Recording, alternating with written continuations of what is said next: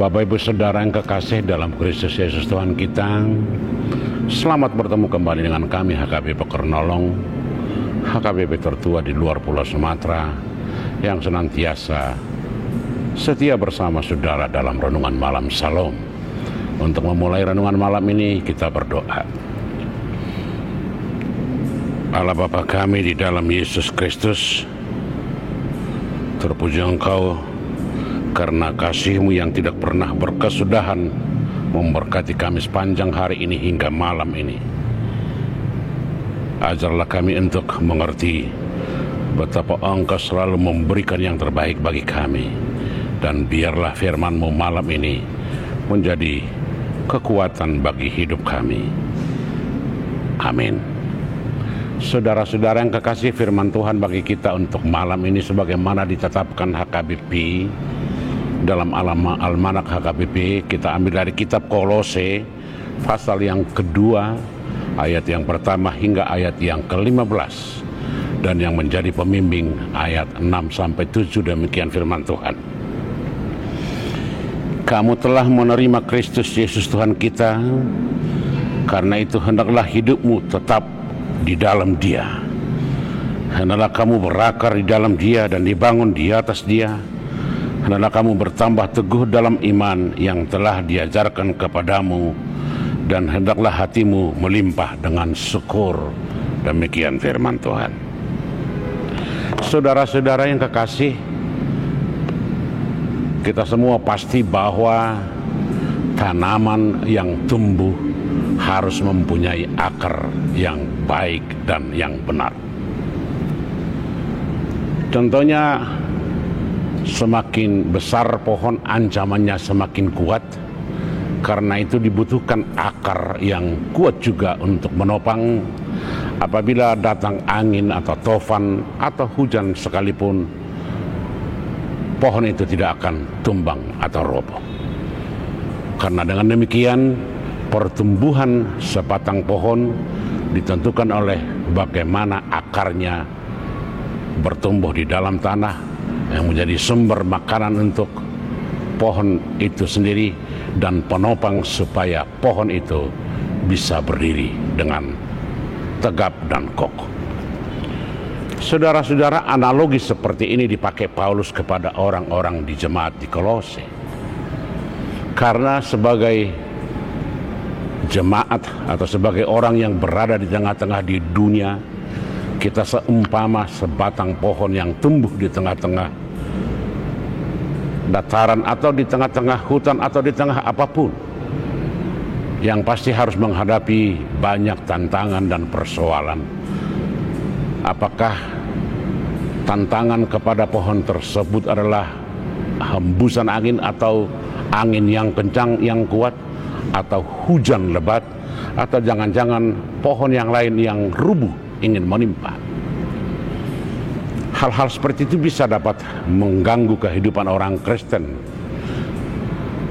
baik dari ajaran, bagaimana ajaran-ajaran di sekitar dengan berbagai latar belakang pemahaman bisa menggoyahkan iman orang-orang di Kolose, karena mereka berada di tengah-tengah masyarakat atau di tengah-tengah dunia.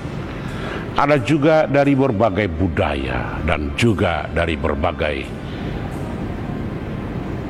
keberadaan, apakah modernisasi, apakah kemajuan. Itu bisa saja mengganggu iman percaya yang sedang berjalan di tengah-tengah di dunia ini. Karena itu Paulus mengajak orang-orang di Kolose supaya tumbuh berakar di dalam dengan kuat. Itu artinya tempat berpijak atau tempat berdiri harus mempunyai landasan yang kuat, harus mempunyai cengkraman yang kuat terhadap di mana dia berdiri, agar apapun tantangan dan cobaan atau hantaman yang dihadapi pohon tersebut, dia tidak akan pernah roboh atau dia tidak akan pernah tumbang. Dengan demikian, orang-orang percaya harus berakar di dalam Kristus. Karena demikian kita mampu menghadapi berbagai godaan-godaan ini, ajaran-ajaran. Berakar dalam arti dia berdiri teguh, dia mempunyai pijakan yang pasti, dia mempunyai tempat berdiri yang tidak bisa digoyahkan oleh apapun. Karena itu kalau ada pun tantangan, persoalan dan hal-hal yang bisa mengganggu kehidupan orang percaya, dia tidak akan pernah roboh, dia tidak pernah akan kalah. Yang kedua, Paulus berkata harus bertumbuh teguh dalam iman. Bertumbuh dalam arti dia terus tiap saat berkembang, diperbaharui dan terus menerus memperbaharui diri. Iman yang tidak berkembang adalah iman yang tumpul, yang tidak bisa mengantisipasi situasi, yang tidak bisa melawan tantangan musuh dan godaan-godaan yang setiap hari.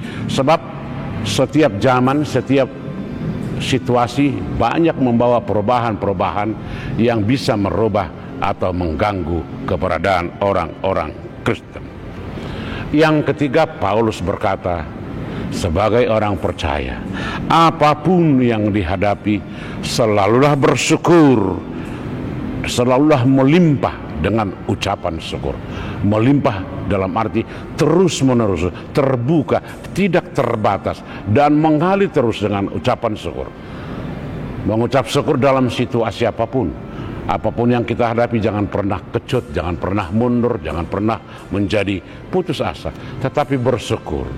Karena hari-hari kita, nafas kehidupan kita, kesehatan yang kita terima, anak-anak, orang-orang di sekitar kita, kedamaian, sumber kehidupan, semuanya itulah cara Tuhan memelihara kita.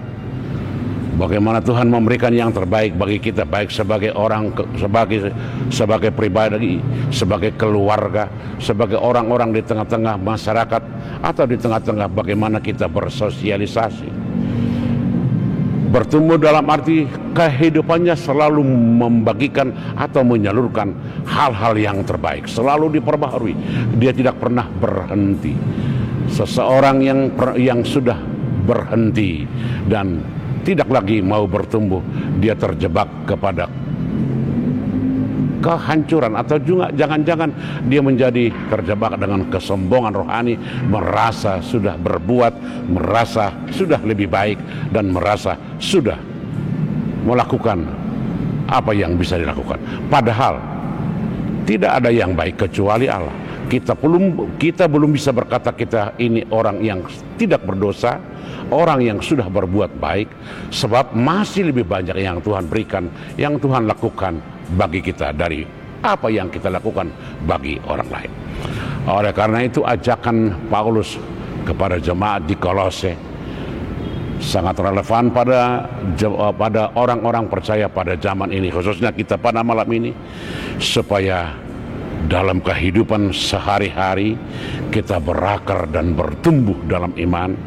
Dengan demikian kita bisa menghadapi apapun yang akan mengganggu, mencoba merusak iman percaya kita dan hubungan kita kepada Tuhan yang kita percayai. Semoga kita diberkati. Amin. Kita berdoa. Allah Bapa yang kami sembah di dalam Yesus, betapa kami bersuka cita untuk malam ini, karena firman-Mu menguatkan kami untuk tetap berdiri dengan teguh, berakar dan bertumbuh dalam iman di tengah-tengah perubahan dan keadaan dunia ini yang sering bisa merusak iman percaya kami. Tetapi Engkau senantiasa bersama-sama dengan kami. Berkati kami Bapa, agar kami menjadi saluran berkat-Mu. Hanya di dalam Yesus kami berdoa. Amin. Anugerah Tuhan kita Yesus Kristus, kasih setia Allah Bapa, dan persekutuan dengan Roh Kudus kiranya menyertai saudara-saudara sekalian. Amin.